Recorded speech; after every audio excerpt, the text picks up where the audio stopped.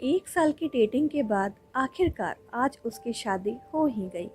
अंजलि आज बहुत ज़्यादा खुश थी। उसकी नई ज़िंदगी की शुरुआत थी आज। शादी की सारी रस्में ख़त्म हो गई थी और अंत में एक वेडिंग पार्टी ऑर्गेनाइज की गई थी। शादी में कीमती से कीमती तोहफे उन्हें मिले थे, लेकिन माँ ने कुछ अलग ही तोहफा अंजलि को दिया था।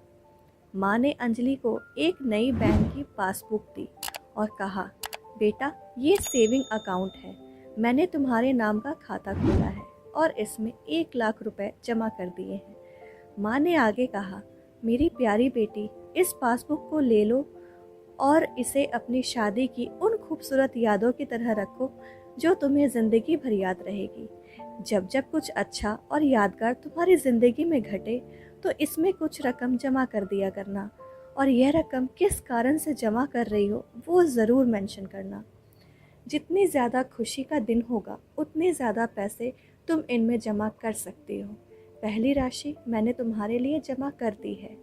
अब इसे आगे तुम अपने पति के साथ बढ़ाना, और जब कई साल बाद तुम इसे देखोगी तो तुम्हें पता चलेगा कि तुमने अपने जीवन में एक दूसरे के साथ कितने खुशी के पल साथ में जिए हैं।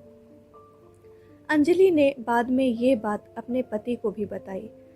दोनों को ही यह सुझाव बड़ा ही पसंद आया और अब वह दोनों ही उस वक्त का इंतज़ार करने लगे जब इस खाते में कुछ पैसे जमा करा पाए। महीनों बाद उनकी पासबुक कुछ इस तरह से दिखने लगी। 19 जनवरी 10,000। शादी के बाद पति का पहला बर्थडे मनाया। 27 फरवरी 20,000। पत्नी को नौकरी मिली। 25 मई 20,000। वेकेशन शिमला में। 3 जून 50,000। पत्नी प्रेग्नेंट हुई। 22 जुलाई 40,000। पति को प्रमोशन मिला और ये सिलसिला आगे बढ़ता रहा। पर जैसे जैसे समय बीतने लगा, साल बढ़ने लगे, दोनों में झगड़े होने लगे। छोटी छोटी बातों पर वे अक्सर एक दूसरे के साथ बहस करते, कभी कभी बिना बात के ही झगड़ा करने लगते। धीरे धीरे दोनों के बीच बातें बंद हो गई। वह दोनों ही अब अपने शादी के फैसले पर पछताने लगे। दोनों को ही ऐसा लगने लगा कि उन्होंने दुनिया के सबसे घटिया इंसान से शादी की है। शायद उनके बीच का वह प्यार कहीं गुम हो गया जो पहले था। एक दिन अंजलि ने अपनी माँ से बात की। माँ, अब हम साथ नहीं रह सकते। हम दोनों ने ही ये फैसला लिया है कि अब हम तलाक लेकर अलग हो जाएं। मुझे समझ में नहीं आ रहा है कि मैंने ऐसे इंसान के साथ शादी करने का फैसला कैसे लिया था। उसकी माँ ने कहा, बिल्कुल, इसमें कोई बड़ी बात नहीं है। तुम वही करो जो तुम्हारा दिल कहता है। अगर तुम दोनों ही साथ नहीं रहना चाहते तो अलग होने में ही भलाई है। लेकिन उससे पहले एक काम करो।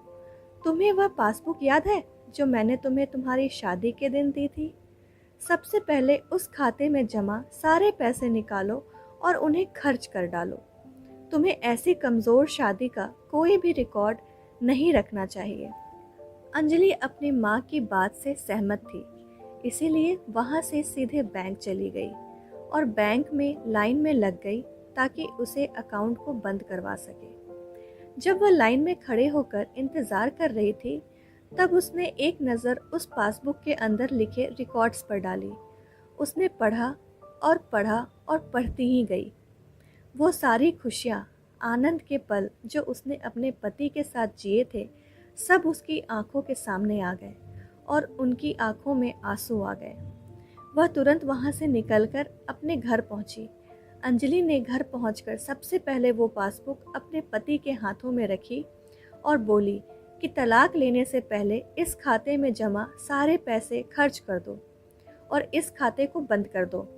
अगले दिन पति बैंक गया और खाता बंद कराने के लिए लाइन में लगा।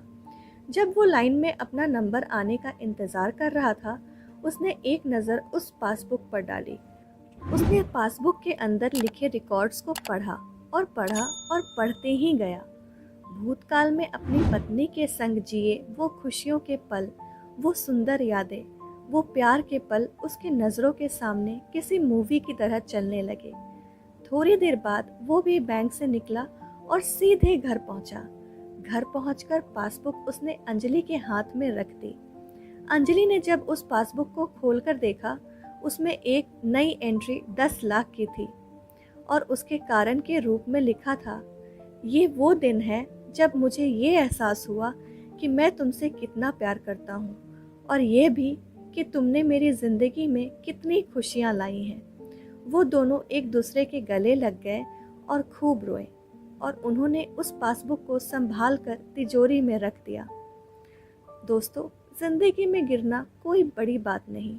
जब आप किसी भी कारण से गिरते हो तो आपको हमेशा कहाँ गिरे हो उससे ज़्यादा गिरने से पहले आप कहाँ थे वो याद रखना चाहिए।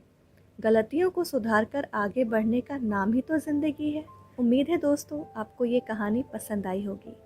कहानी अगर पसंद आई हो तो वीडियो को लाइक, शेयर और चैनल को सब्सक्राइब करना बिल्कुल ना भूलें। वीडियो को पूरा देखने के लिए आपका बहुत बहुत धन्यवाद।